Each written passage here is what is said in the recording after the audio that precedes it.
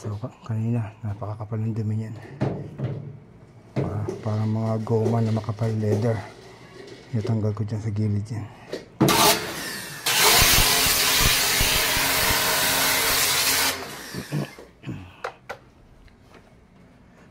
So yung mga dumi, tinapon niya na. Ano kaya? Pilatong ko dyan sa labas. Ito. Grabe, napakakapal ng dumi. So ito yung galing na rito sa loob. Napakakapal. My goodness. Grabe.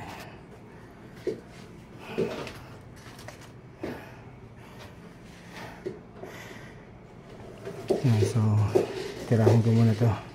Tapusin ko muna. So kailangan expert ang gagawa nito. Dahil meron ng tumingin ibang technician ito pero hindi kayang tanggalin yung bara.